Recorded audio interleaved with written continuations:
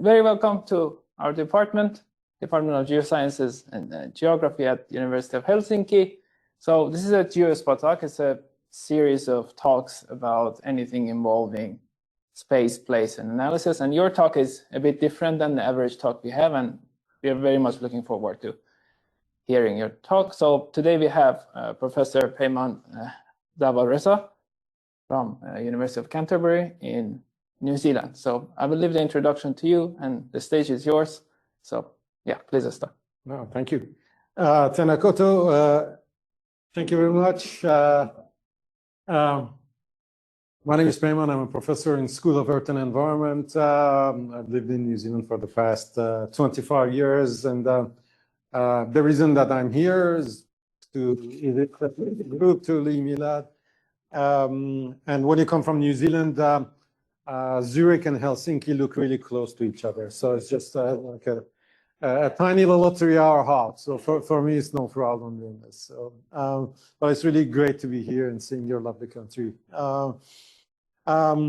This is the first time I'm actually giving a talk like this. So hopefully I get some good feedback from the group. About 9 years ago now, when I was the head of school at the University of Canterbury, I was trying to set the research strategy for our school.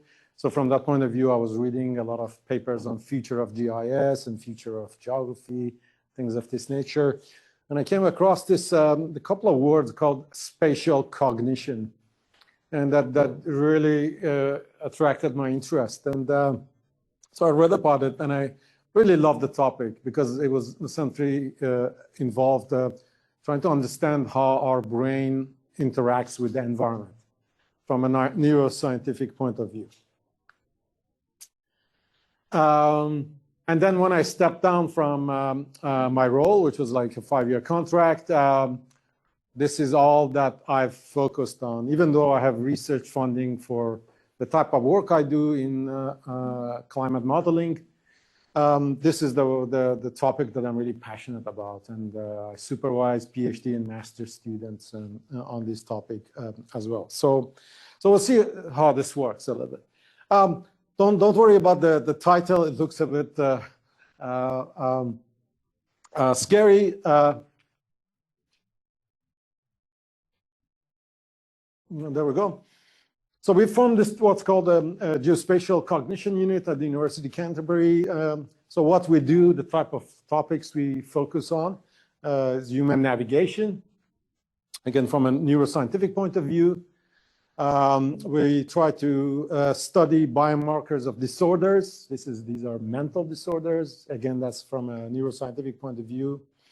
There's a topic called altered states. Altered states is if you, for example, take drugs like LSD or DMT, you kind of go into a different mode of consciousness.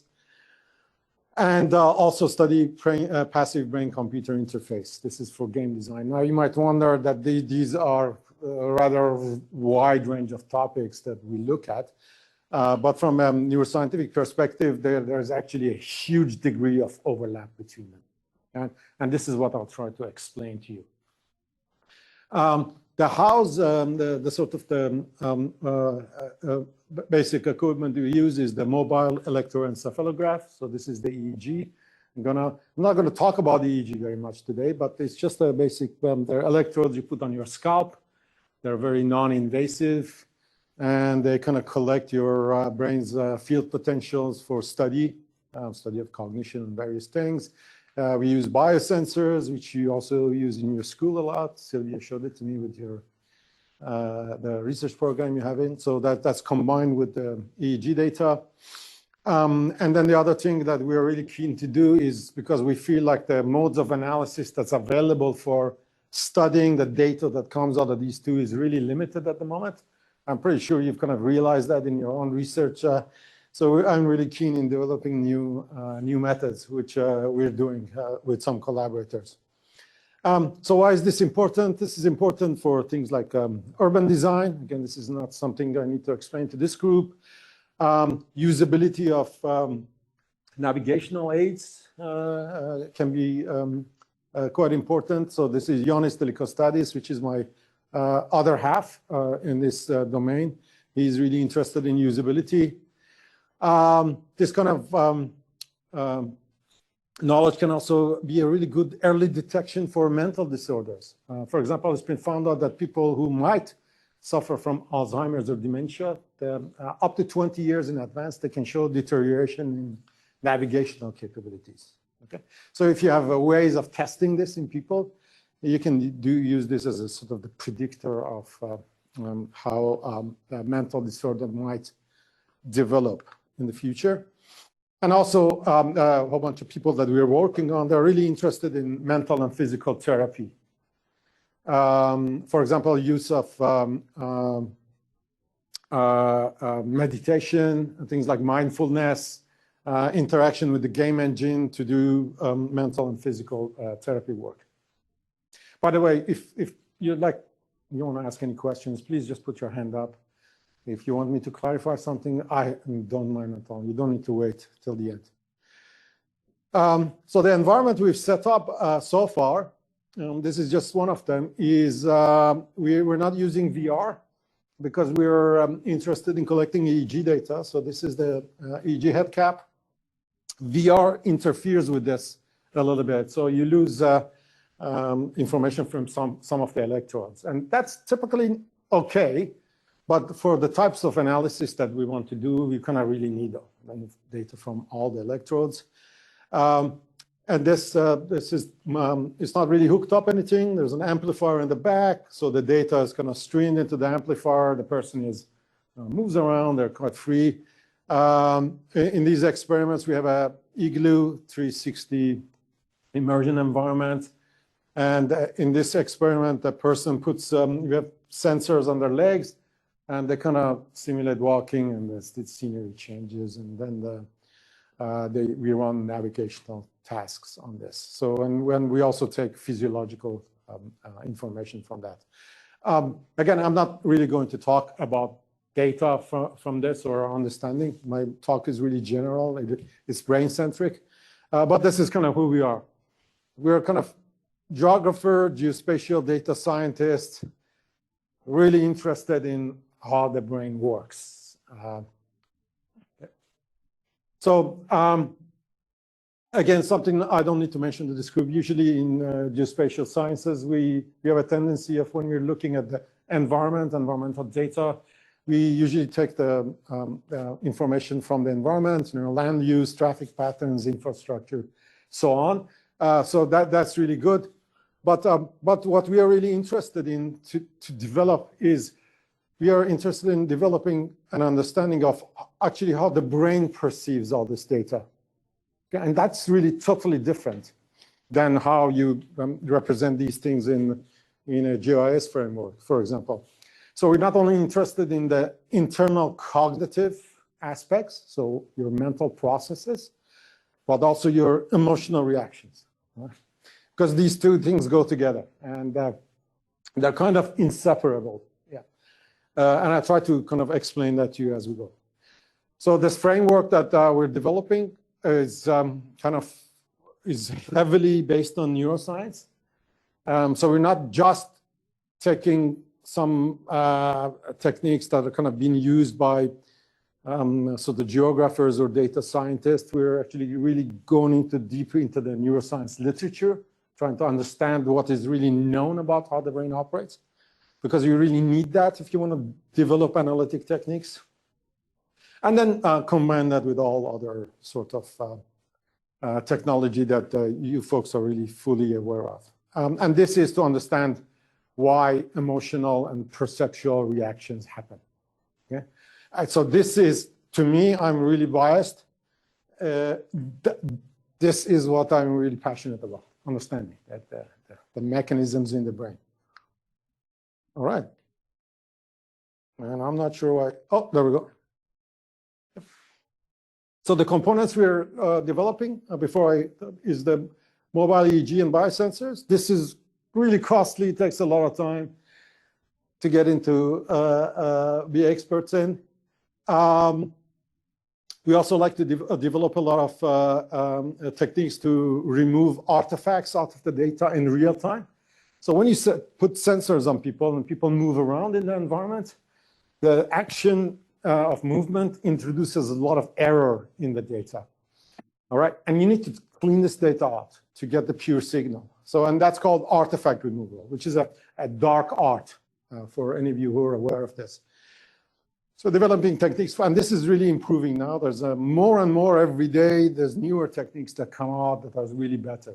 2 weeks ago, my PhD student, Abdul, got really excited because there was a new thing that was developed, cleaned his data really good, and good on him. And so when I was doing PhD, development was really slow, but nowadays it's really fast. Then get the data and use various techniques, including ML and AI, to do classification schemes, classification of mental and emotional states. And then, so all that's good, but then you need to find a way of binding all that data, or those states, to location. Okay? As geographers, we're interested in space and time, so there's also a bit of semantic GIS involved in that. So this is the sort of the grand plan, and yeah. So why this push to do things outdoors in the real environment? Well, this isn't actually something that's coming out of geography. In neurosciences, people have been realizing for the past 2 decades that in order to understand how the brain behaves, you have to actually take the people out of the lab. Because the brain is not an organ that's used to sitting in front of a monitor and replying to stimulus. It needs to be out there doing stuff. Yeah. And this has been recognized by neuroscientists. So, okay, as geographers, how do we begin? Well, let's probably shift the.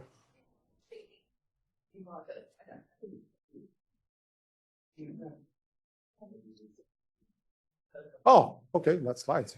That's good. Thank you. So you have to have and I use the word rudimentary with a lot of respect. You have to have a rudimentary understanding of how the brain works. So I don't need to say there's so much you don't understand. So you need to have a really good understanding of neuroscientific theories. And this is what we're going to talk about today a little bit. And then you need to understand when you're actually collecting the data, what the data is actually tells you. Because unlike other data, when you collect data from the brain, as in form of EEG, your interpretation of the data is totally context-driven, yeah, and perspective-driven. Yeah? So a wave that you obtain can have multiple meanings, which is really, really drives me crazy. But this is what you need to do. You need to really be aware of the context.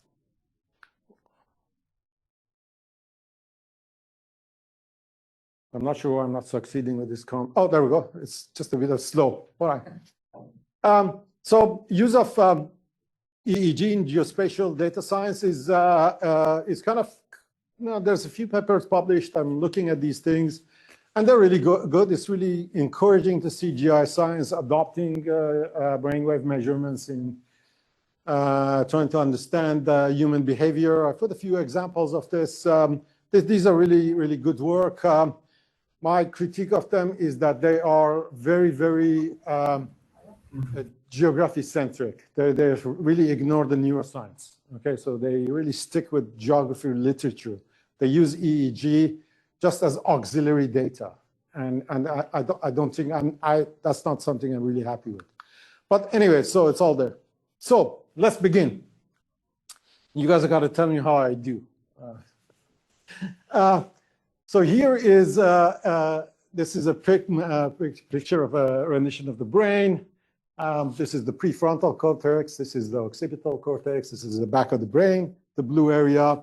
And you see articles like this. Scientists have mapped 97 or more regions of the neocortex. The neocortex is the top layer of the brain, okay?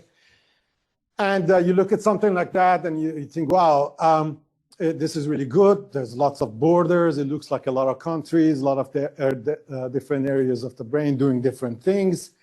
And this looks really nice. But what you don't really know unless you dig into the literature is that the brain isn't something that's highly organized. Okay? It's something like this. How many of you have seen this movie? Yeah. Everything, everywhere, all at once.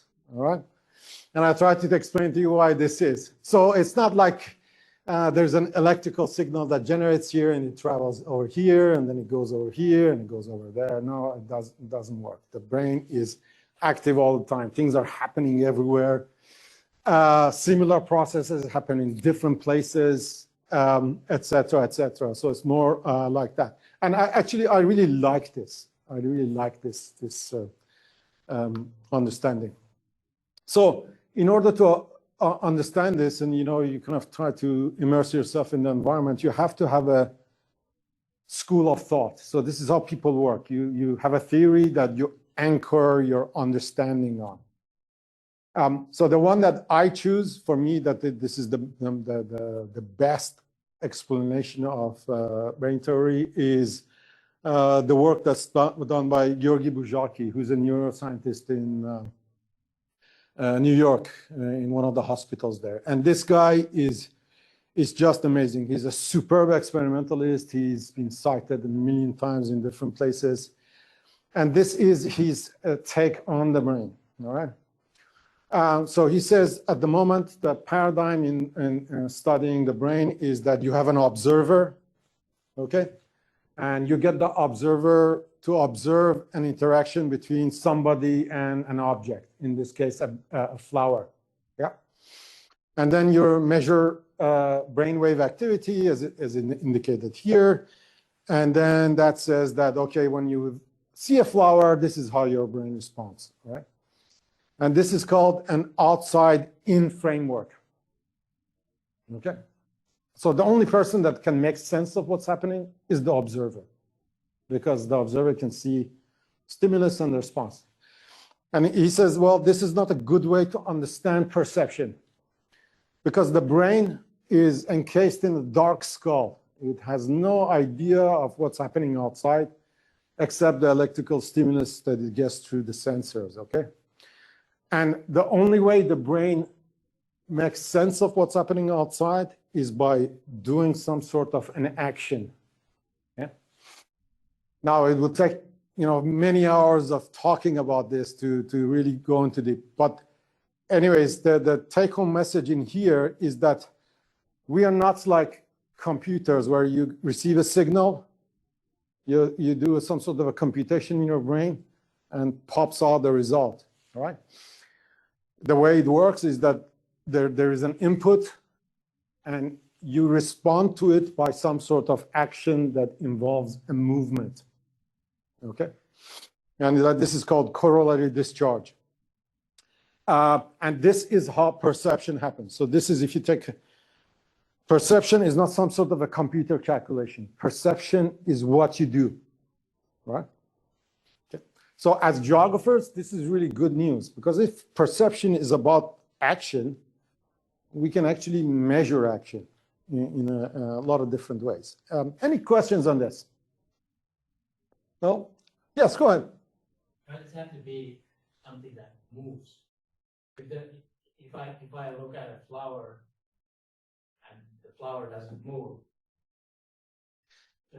Okay, so in that case, if something is static, what your brain does is so for example, in the brain, there's no place that stores the word cup of a coffee, okay? So the way I understand that this is a cup is that my mind will simulate the types of actions I can do with this. Pick it up, feel it, drink from it. And that is how I understand the concept cup, is through the actions that I can perform on it. Of course, yeah. Experience is everything. Yeah, experience is everything. Good. Yeah. All right. So that was a really good question. There's a Another thing you can do is, no, I won't do this. It will take too long. I'll just move on. Maybe I'll do it at the end, okay?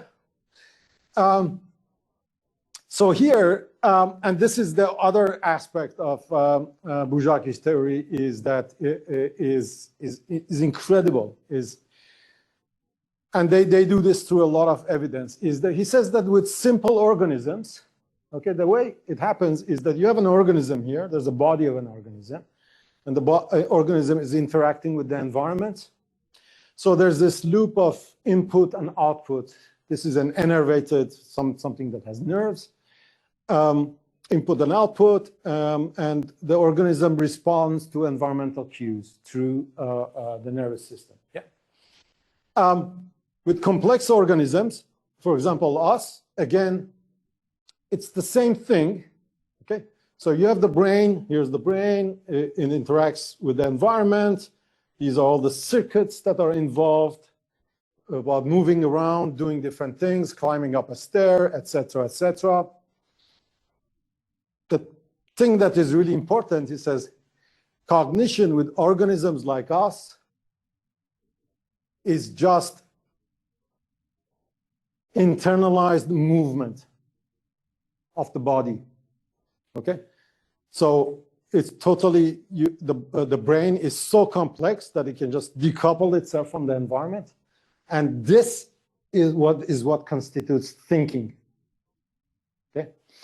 And this is, if you kind of really understand this, it's really powerful because what it says is cognition is just internalized action, all right? So when you think, you might think that you think in Finnish, or you think in English, or you think in, I don't know, Swedish, but that's not happens. You're thinking in movement terms, all right? So for example, in English, I fall in love, element of falling. The market crashes, okay? So I'm gonna leave it at that. If you're interested, you can read all these pieces. They're incredible. Yes, go ahead. Mm-hmm. Absolutely, absolutely. When you sleep, you're taking all the stuff that you've done during the day and you're consolidating them. Yeah, it's still action. Yes, yeah, it's still action. Yeah. It's a really hard thing to get your head around, that your thinking is about movement, but this is just a lot of good evidence, and it's really actually really good that this is happening. So there we go. So this has been discovered by neuroscientists, right? So why is this useful to know for a geographer? Well, that implies that navigation through either a physical space or a landscape that exists only in imagination is processed by identical neural mechanisms. Yeah. This will allow you to do a lot of hypothesis testing because you actually don't need to have a subject that's moving. You can get them to do mental images and they will produce the same neural output. Yeah. Yes, go ahead. It's the same thing. Does it apply to digital space? Let's say play a video game. This is, yeah, could be tested, yes. Yeah, but that's what the theory implies. Yeah, yeah, yeah. So this is the power of actually reading these papers, understanding the messages, right?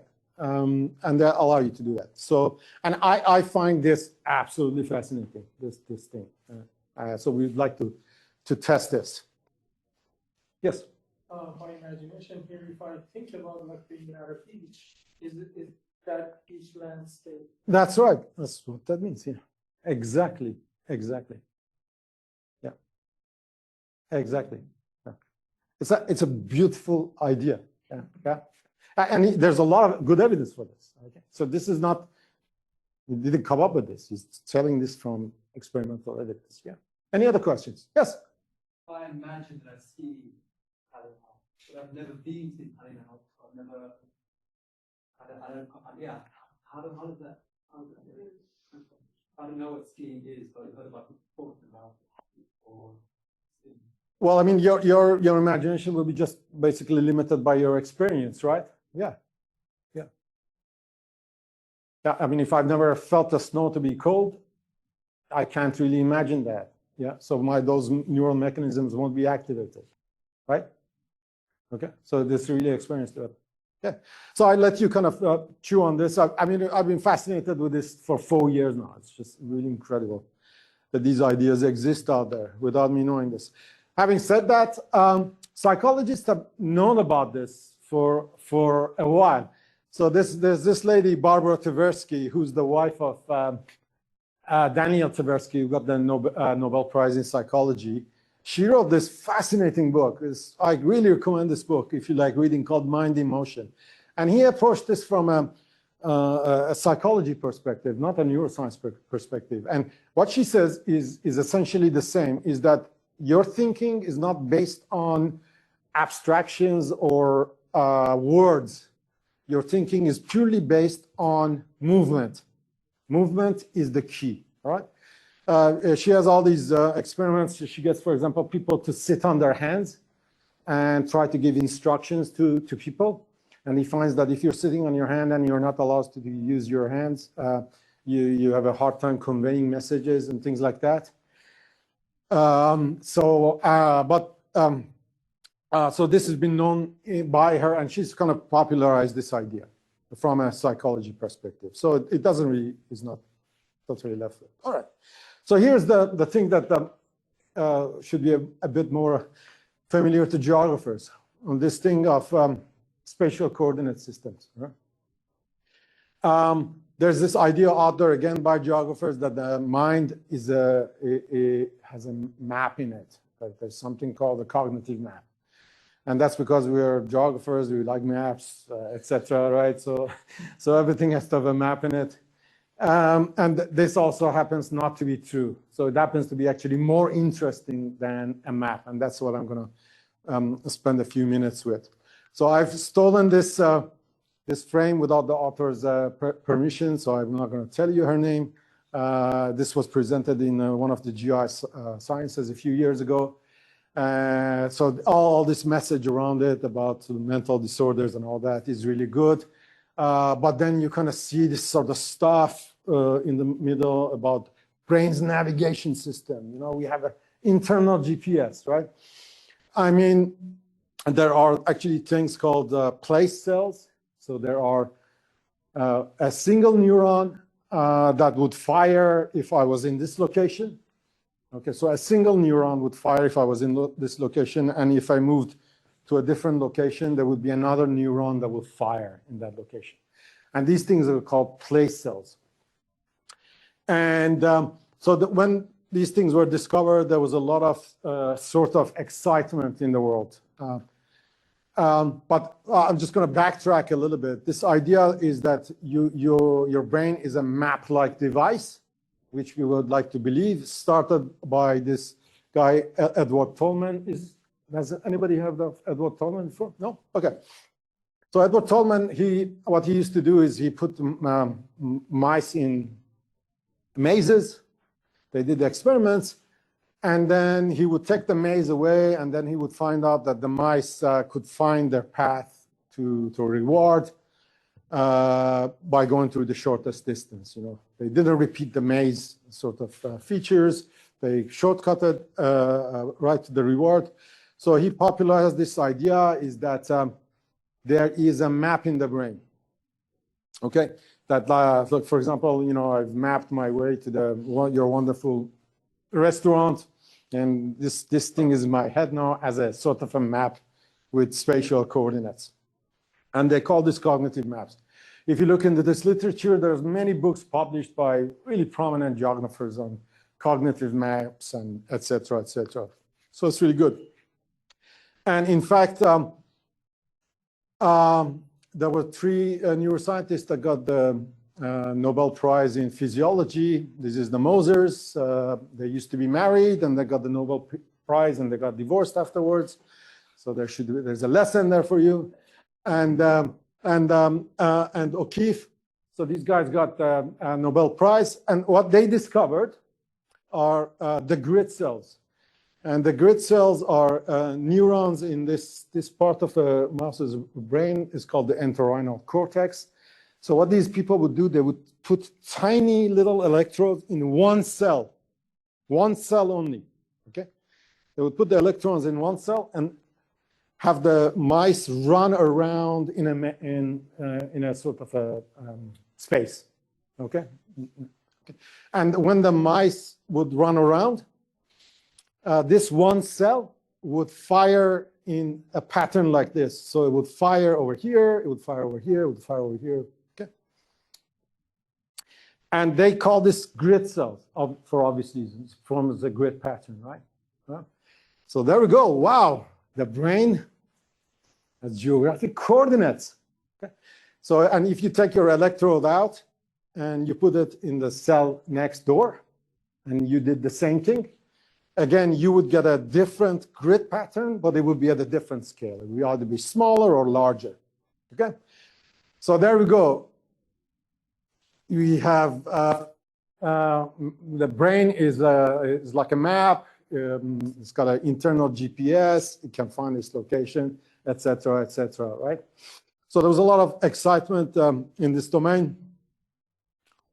Unfortunately, a few years later, so these cells were inside the brain. So this is in us. This is in the hippocampus, which is in the center of the brain. Okay. A few years later, these researchers found the exact same types of cells in the neocortex, which is the top part of your brain, right? Which is like, hey, how come these navigational compasses are all over the place? I mean, how many grid systems or compasses or GPSs does one organism need? Yeah. Which was really good and takes me back to everything everywhere all at once, right? So it ends up that these neurons that are there have very little to do with your geographic location, okay? They can also map concepts, okay? So, for example, there was this brilliant experiment done in Israel, I think, where they had epileptic patients, and with epileptic patients, they were actually able to do electrode insertions into their hippocampus, and they found that this person had a nerve cell totally dedicated to Mission Impossible person. What's his name? Tom Cruise, yeah. So whenever this person saw the image of Tom Cruise, this one neuron just fired, okay?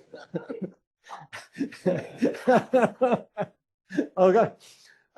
So from that point of view, now that everybody's just re-examining, yeah, okay, what does this mean? If these things aren't encoding geographic location, how does wayfinding happen? How does spatial cognition happen? And why are these things all over the place? Yeah. Okay. Any questions so far? So as a result, so these are the recent papers. It ends up that the reason these cells fire in geographic grid patterns is because of the way they are doing calculations. It has nothing to do with space or time. Okay? And that's as far as I'd like to go. So okay. And so why is this useful? Why is this useful to me, and why would I be interested in this? So again, this paper that was just published, and what they did is they put mice, they put all sorts of sensors in them. They went over there, they did all sorts of measurements. And they found out that one of the mathematical descriptions of why these patterns happen in these grid coordinates is because of something called the clone structured causal graph. And knowing this now allows me, remember I told you I wanted to bind neuroscience data with geographic location. This is what needs to happen. So this mathematical technique allows now us or whoever wants to get involved in developing these techniques. Okay, and this is for, I don't know who are math nerdy. This is a hidden Markov chain. I don't know if anybody knows what a hidden Markov chain. This is a hidden Markov chain. This is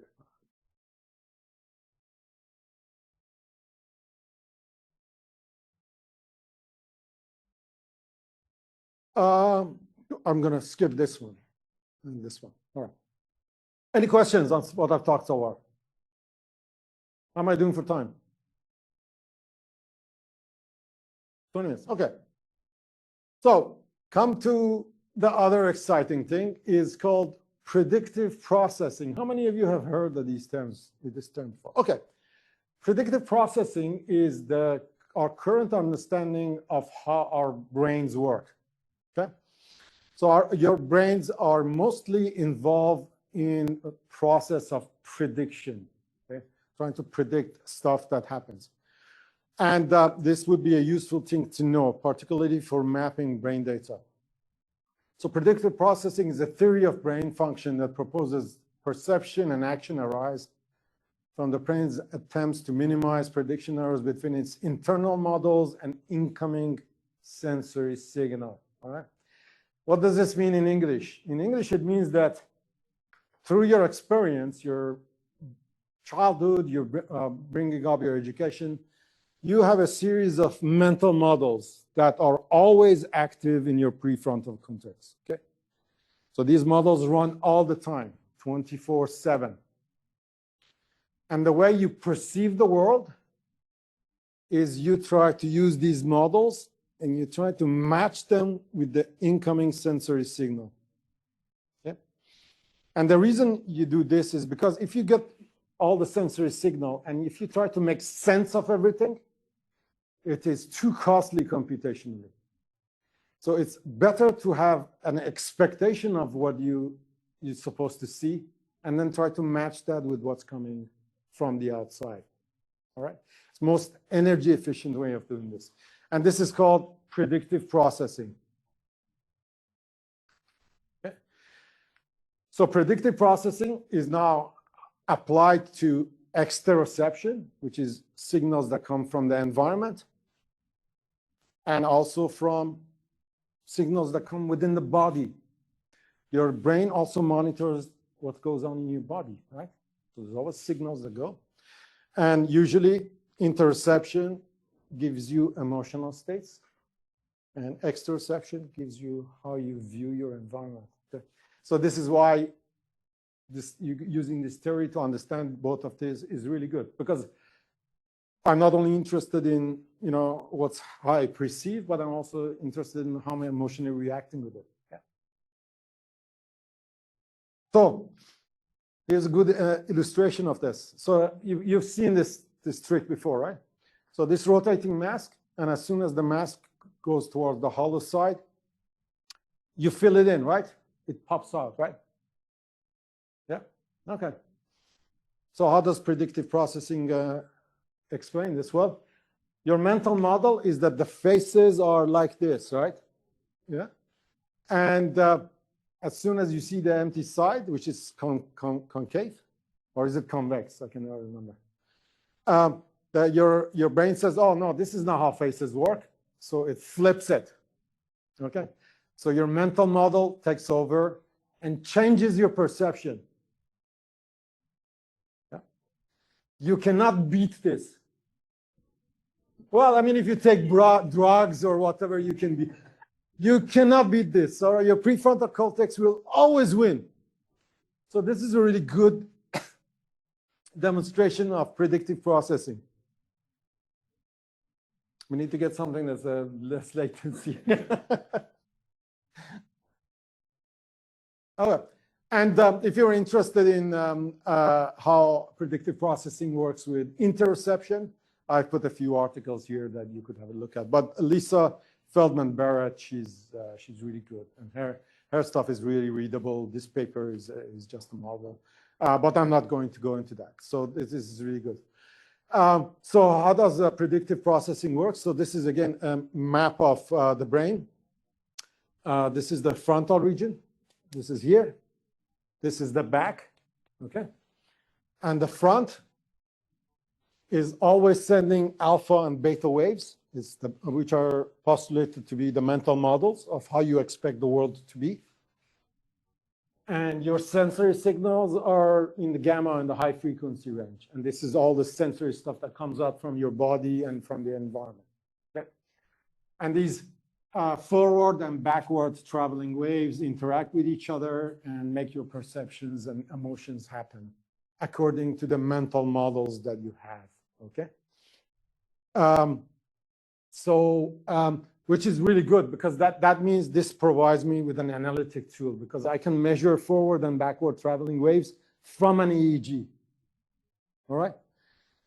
And you can do all sorts of hypothesis testing with that. So I have a PhD student who's really interested in mental models and forward and backward traveling waves. Now, what he's really interested to do is he wants to work with people who use psychedelics. You guys know what psychedelics are, right? So they're drugs that you take like LSD or DMT and they put you into a different mental state. Okay? And the reason he's interested in doing that is the reason hallucinogenics work is when you go under the influence of hallucinogenics, your mental models, they relax, okay? And you're totally at the mercy of your sensory input. And this is why you hallucinate. Because if the corner of Milad's shoulder looks slightly like a dog, because my mental model is weak, I'm going to see a dog's head coming out of his. Yeah. Okay. So that's how hallucinogenics work. Okay. So and you don't have to really go that radical to test this. You can test this on the normal navigational components. But again, Dylan is really interested in that. So he's interested in doing this. So from that point of view, unfortunately, DMT is illegal in New Zealand. So what we are doing is now we got ethical approval. So we advertise and we get people who are drug users use this drug. And they call Dylan up and they go, hey, man, I feel like using today. And Dylan has a mobile EEG. He will go to the house and the person will just administer the drug to themselves. And Dylan will put the EEG head cap. And this is actually called a naturalistic setting. So there's precedence for this sort of craziness, if you want. But yeah, so he's going to do that, and we have already got the mathematical model from a French group in France who have developed this forward and backward traveling waves. So we're going to test it on this DMT people and we'll see how it goes. So by the way, we have police approval and all this. We're not doing anything illegal. So it's really scrutinized from that point of view. All right.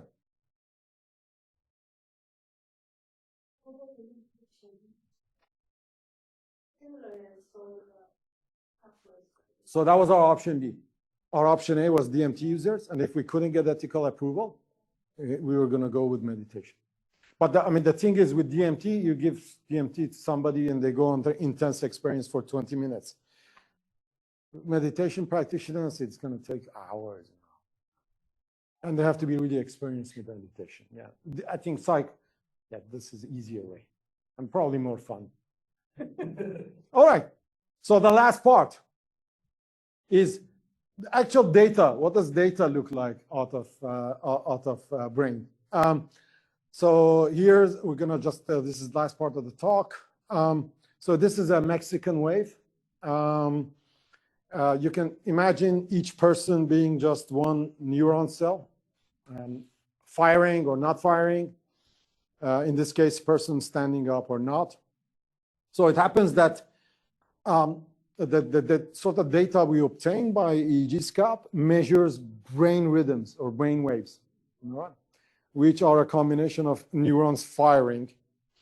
But when they do that, there's an emergence property out of that. They develop these wave structures, and this, which is actually what we measure, and is indicated here by the Mexican wave. So there are various ways of measuring brain signals. This is the one we are using is EEG. It's totally non-invasive. There's other ways of doing this, but this is a much, it's non-invasive. You can collect data as 1,000 hertz, 1,000 times a second. We have 32 channel sensors. So it's kind of really quite comprehensive. The recent one that we bought has an amplifier this size. You have a cap and an amplifier this size, and the signal goes with Bluetooth. So it's really good. I mean, it costs $50,000 to buy, but it's worth the money, I believe. EEG is really good. Problem is it's sort of placed outside of the scalp, so it's not obviously on the neocortex, but it's non-invasive and it's high frequency. As a fMRI, it has really good spatial coverage, but the signal responds in the order of 2 minutes or so, and so that's really slow for doing any sort of cognitive outdoors working. So that's what we're using. And I put this here, the paper that was published by Bradley Wojtek, which is one of these other great computational neuroscientists. There's a lot of objections, particularly for people who are into medical neuroscience, saying that, unless you have access directly to the brain, and that you're not really measuring brain signals. And this turns out to be not true. Not only it's not true, it's worse than that. So when you measure a signal on the scalp, you are not measuring just trash data. Okay, you're actually measuring neural computation. So this is the actual data that you have. And I put this is published just a couple of months ago, and it's a really good read. So they give all sorts of experimental evidence why this is really actual data. So this is, I just put this here. These are the nerve cells that fire. Central nervous system, peripheral nervous system, all of these things interact, and then the EEG will just collect the data from the neocortex area. The types of brain waves you get are this. You get really high frequency. Those are called gamma. These are all, on this diagram, they're separated, but when you have data, they're all obviously superimposed. So the higher frequency stuff is got to do with when you're doing actively thinking about things. Okay, the hard stuff when your computation happens. Down here is when you're in the more relaxed states. You generate more alpha, beta, and long wave. And so these are the typical waves. These waves are generated by the neocortex. So it's a slice of the brain. And the neocortex is just this gray area that's on the outside. Okay, and there's things called pyramidal cells, which are indicated here. They're one of the layers in the neocortex. And when they fire together, the action potential or the electric field is large enough to be detected by a sensor placed on the scalp. Okay, so it's kind of really close to the center of the action.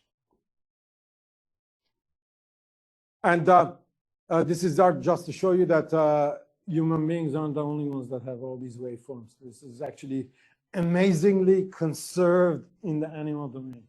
All right, brain of most animals generate the same types of waveforms, which is really amazing. On top of that, believe it or not, it was discovered a year ago that bacterial biofilms, when you have bacteria, they form these biofilms, the gooey stuff. Yeah. Guess what sort of waves they detected in that gooey stuff? Brain waves. Waves similar to us. This is really amazing, yeah. But I'm just going to leave that. So it ends up that again, a recent discovery that was made is that your neurons fire through the action potentials, and they generate these waves through the sort of the Mexican wave phenomena that I showed. But it was just recently discovered that these waves actually feed back and they control the frequency of the action potentials. All right? So again, I'm going to say this. The action potentials generate these waves, and in these waves, in turn, go and control the firing of action potential, which is what all AI computations means. Okay, because AI computations are all about action potentials. They're not about feedback from large scale. All right, how much time do I have? 8 minutes, okay. So this is just the last bit about practical stuff. What sort of analysis is at the moment typical in this domain? So the top one is the most common way of studying computational neuroscience or cognition in human beings.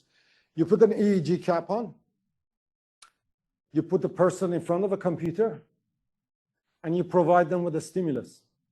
So for example, if you want to know somebody's scared of a dog, sit in front of the monitor, image of a dog, then image of a flower or whatever, then image of a dog, and you repeat this 60 times, okay? You repeat this 60 times, then you go and take 100 microseconds on the brainwave data after each exposure to the dog's image, and you average all those waves, right, after each. Okay? And when you do that, that provides you with waveforms like that. These are called event-related potentials, okay? And the sort of the amplitude of these waves tell you something about how you're responding to that stimulus. So this is, most of neuroscience is done like this, yeah? Yeah, okay. So, which makes it totally useless for geographers, particularly if you're interested in going outdoors, right? Right? Right? Well, 5 years ago, somebody, I don't know who it was, and I find this person, I'm going to kiss them, came up with this idea, is that, you guys blink, right? Are you just blank? You blink. Why do you blink? Why do you blink? That wasn't a tricky question. That's correct. So you get moisture, you have 50% of the cookie. So blinking is, one function of it is to keep your eyes moist. But the other function is to break your visual experience into manageable chunks, okay? So which means that every time you open your eye, there's a flood of vision that goes in and your brain responds. Yeah. So which means that you can take this technique and apply to somebody who's just moving around and blinking. Yeah. Because if you put electrodes around the eyes and each time you blink, this records on the electrograph. You take that blink and you find out what's happening 200 millisecond after that, yeah? And that will give you a measure of how the brain is behaving in the environment, yeah? You see on, and then, what about your emotional state? How are you going to measure that? Well, every time your heart beats, your brain responds to that beating. And your heart beats what? Well, depends on how fit you are, but mine is like 80 times a minute. So that means that if you have a measure of a heart rate, we can take the heartbeat, use it as a stimulus, and then studying how the brain is responding to the heartbeat. And that would give you, again, these what are called evoked potentials, yeah? Which is really, so now that means we have an arsenal of ways of studying brain waves without having to put people in rooms shackled to a table or a monitor. And I'm just going to close it by introducing you to this little nuggets here. These are called microstates. So microstates have been around for now 2 decades. These are just electric potential, but plotted here as topography. And as geographers, you guys know what topography means, right? So this is a potential, electric potential topographies. Now, it was discovered about 20 years ago that about every 50 millisecond or so, if you're measuring an electrical field on the scalp, every 50 milliseconds or so, there's a cohesive map that forms, okay? A map that is stable. It either looks like this, or it looks like that, or it looks like that, or it looks like that, okay? And then, so it will stay in one state for a few microseconds. Then it would flip to another state. It will flip to this, go back and forth. And this tells you something about your mental calculations or your cognitive ability. So these microstates are not called atoms of thought, okay? Because they're like words in a sentence, if you want to think about it like that, right? So I've had 3 master students who have using these microstates as biomarkers for various mental illnesses, and that shows really promising. And for this, you also don't need to be in a lab. You can have a person just walking around, and you can measure their microstates to see how their microstates are shifting as they interact with the environment. Anyways, I'm going to stop it at that because I think I've just probably thrown too much out. But yeah, please, any questions? Yeah.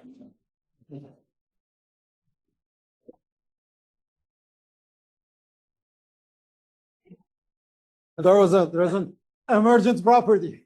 Yeah. Thank you very much. Very interesting topic, content, and also your presentation was full of energy. So now we have time for questions. I have this tiny but highly capable microphone that you can use if you have questions. So audience online can also hear it. And also people who are online, you can just turn on your mic and ask your question, or just write in the chat and I will read it here. Yeah.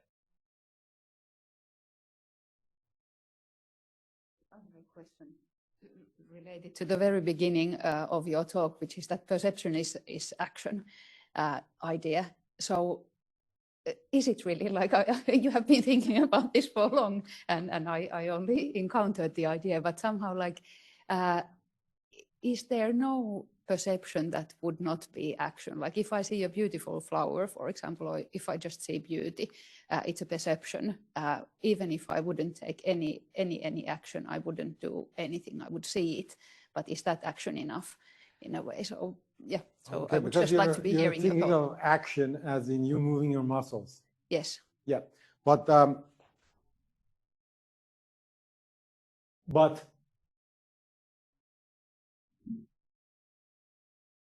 so what this message is here is with complex organisms like us, okay, all right. So the movement and action in the environment, which is movement of muscles, eating, breathing, etc., can be decoupled and can wholly occur in. So it is still action and movement, but not in physical space. It's in the mental space. Yeah. I know it's I've been reading this thing for 4 years now, and it's like when you're introduced to these ideas initially, you go, this is really bizarre.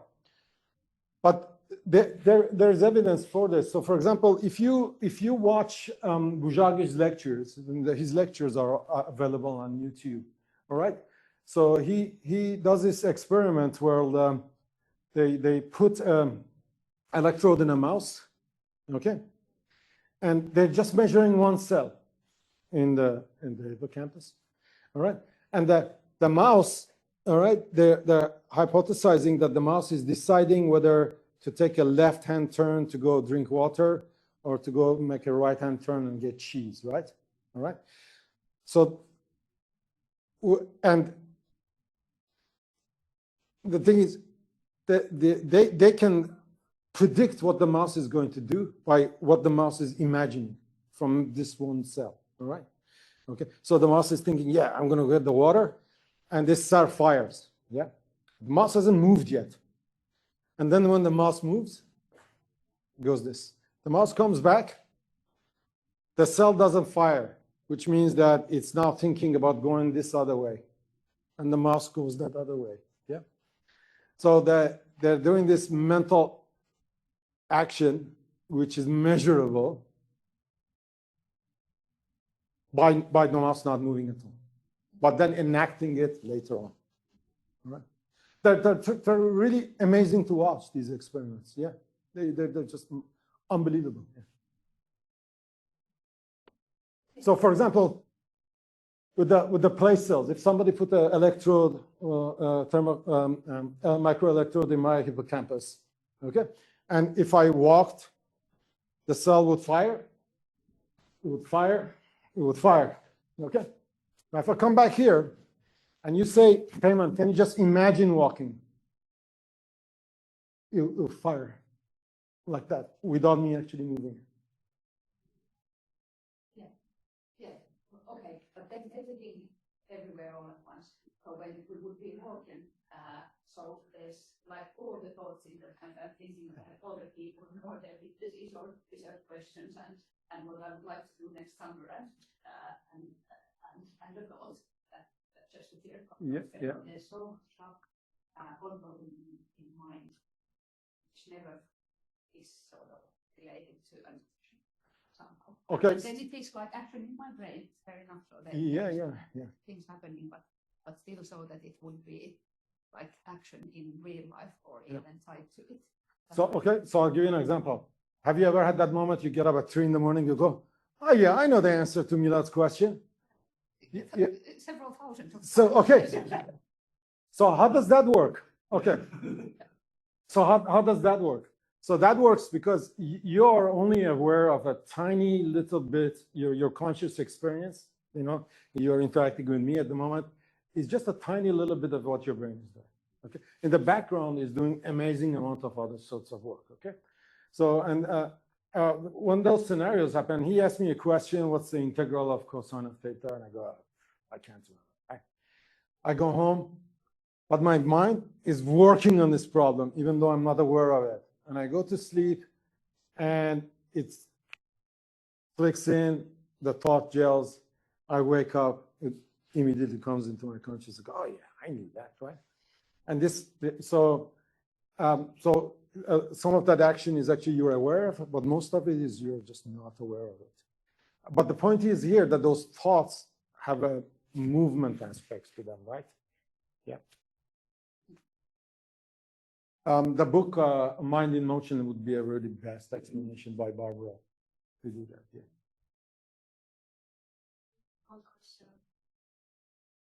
I think this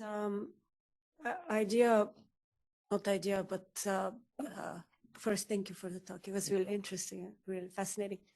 It has been for many years now that we are talking that we take not the subjects to the lab, but the lab to the subjects. That's the idea, that's the future, how we stay there.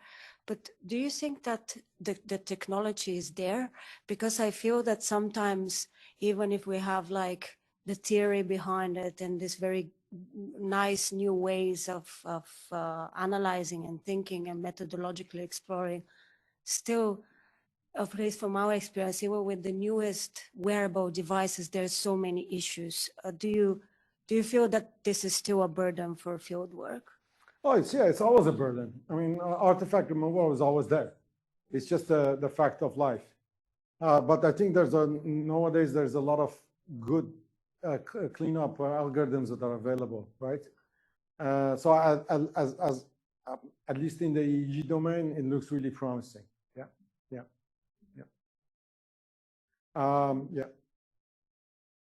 But I mean, on the other hand, you can always bring this data back To the lab. to the lab.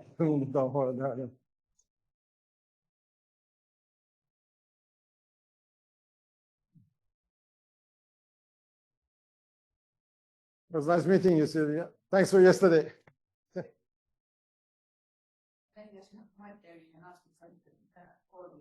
What kind of research have you at the moment ongoing?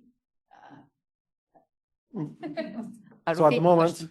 Yeah, so at the moment, so when thinking about you mentioned that you have a lot of students and other other researchers working on these questions. So what are the things which are at the moment the most burning ones? so at the moment, there's me, Jonas, and a PhD student working on the human navigation. So this is why I'm traveling at the moment. I'm going to go see the Sarah Fabricant's group at ETH. Yeah. So I'm going to go see them.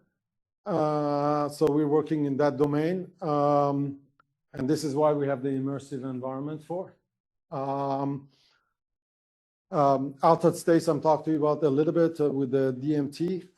So I have also a student in that is interested in passive brain-computer interface. So in here, and this is his name is Binyan Han. He's from China. He's an amazing programmer. So what he's interested in, he's working with the Unity game engine. So he's doing a VR. So he's written a game, and what he's interested in doing is passive brain-computer interface. It means you have an EEG cap on, and you're measuring your brain waves in real time, and then you drive indices and parameters out of it. And in this case, what he wants to do is if the person they get into a place that they find really interesting or exciting, that is automatically detected, and that scene is kind of like taking a snapshot and archived. So he's interested in doing that this is because he's interested in game design. Yeah. So he's doing that. Because I did this crazy thing and I went and created a course in psychology on this domain. I have tons of psychology students. These are typically master students. They're typically not interested in these domains. They're mostly interested in biomarkers of disorders. So using EEG data to probably study ADHD, study dementia, frontotemporal dementia, and psychotic experiences, so psychosis. So, and I do this in conjunction with psychologists. But my main area of interest at the moment is with trying to, as I explained, have outdoors experiments where you are kind of freely flowing in the environment, and your perceptual and emotional states are automatically classified and tied in space. Yeah. So that is, I think, for me, that is the holy grail. Yeah. Yeah.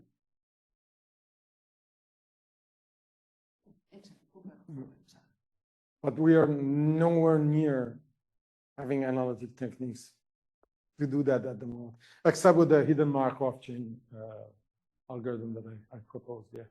So, and if you look at the GI science literature on this stuff, you see most of the papers are very, very basic.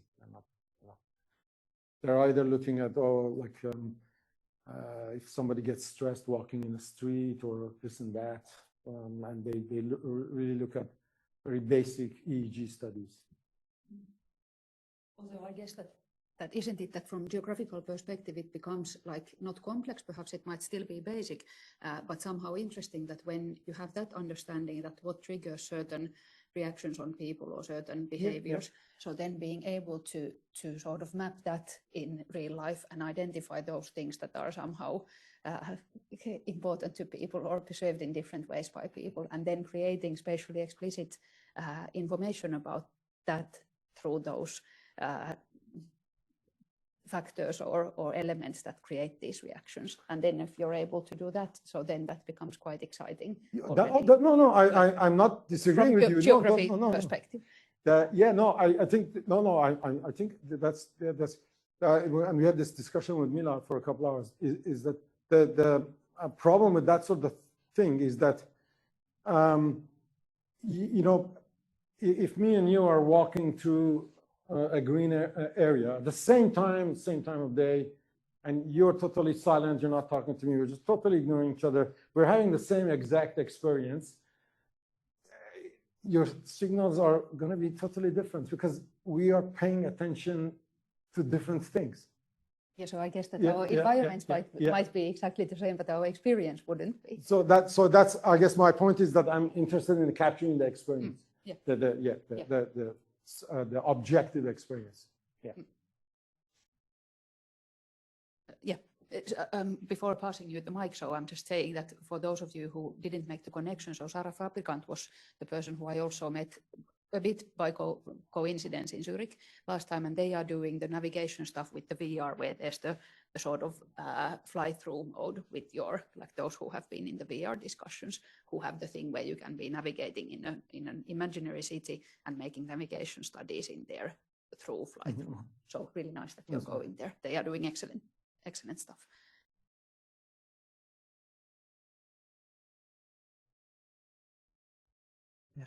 Yeah, thanks. Really interesting, and actually kind of jumping from what this Tuuli just mentioned. So I was thinking about then exactly in this human navigation thing. So are you considering, or maybe you're already doing this, but trying to just tackle kind of what is like what brain processes are there when humans are doing wayfinding? So let's say you put somebody in a very familiar location and then you alternate the conditions, whether it's like emotional or external conditions. How does that kind of, okay, am I going straight? Am I going the scenic route? Am I going some other route or whatever? Or then like when you flip it and you put somebody in an entirely unfamiliar location, but let's say the conditions are like unobtrusive in all kind of meanings of the word. So how are they then trying to kind of navigate, okay, new location, where am I, like how do I kind of make sense of where I am like internally? So is this something that you're now doing? So this is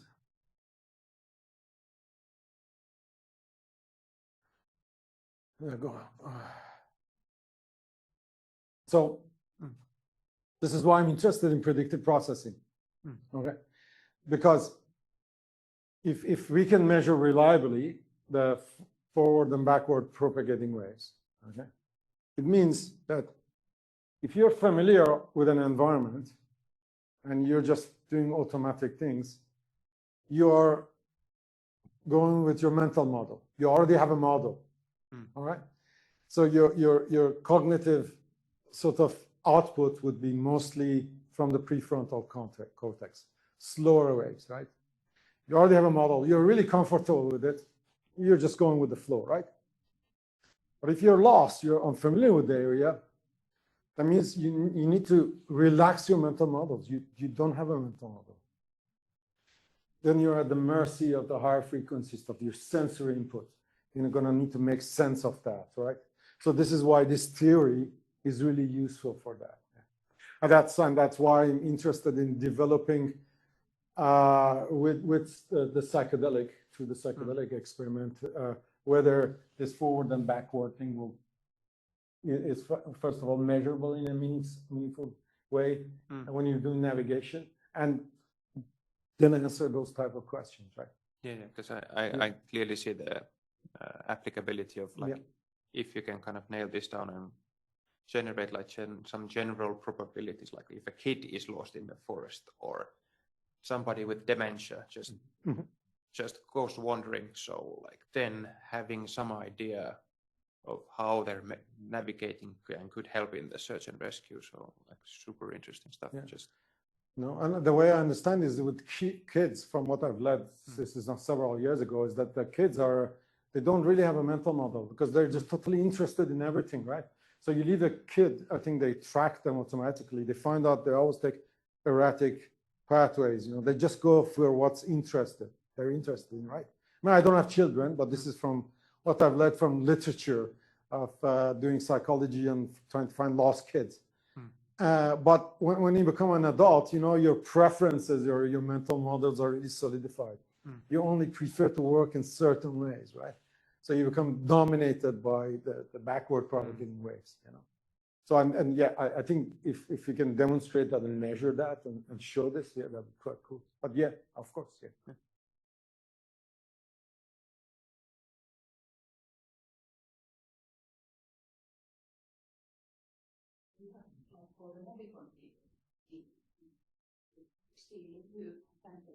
There's another meeting. Okay. Yeah. Thanks so much for You're welcome. for both navigation, but also the perception part. So those are the relevant. There's one question online if you still have time. Yeah, hello. Can you hear my voice? Great. Yeah, thank you for a very interesting talk. You had in the first slides one application of therapy in the why section. Can you extend that a little? Do you hear? Can you repeat your question now?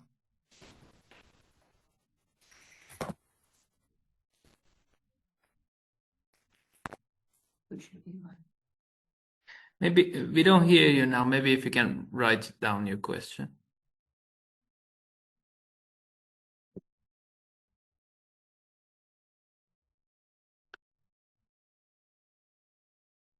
Yeah, maybe one question before to write a question.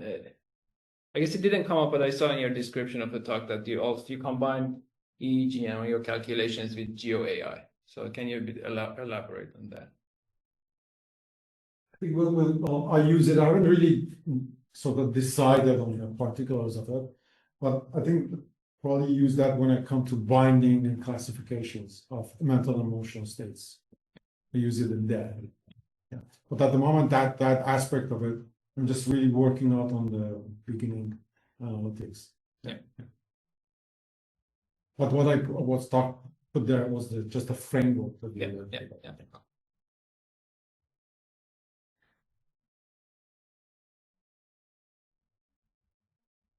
So the question is, can you extend the application to therapy? Yes. Is this for mental therapy or? Can you elaborate what kind of therapy you're referring to? Mental. Yeah, definitely. In fact, that was one of the sort of the objectives as I put in the front there. Yeah. It won't be changing still. Oh, yeah, definitely. Yeah. That's not something I'm personally interested in, but definitely there are people in the group that are interested in. Yeah.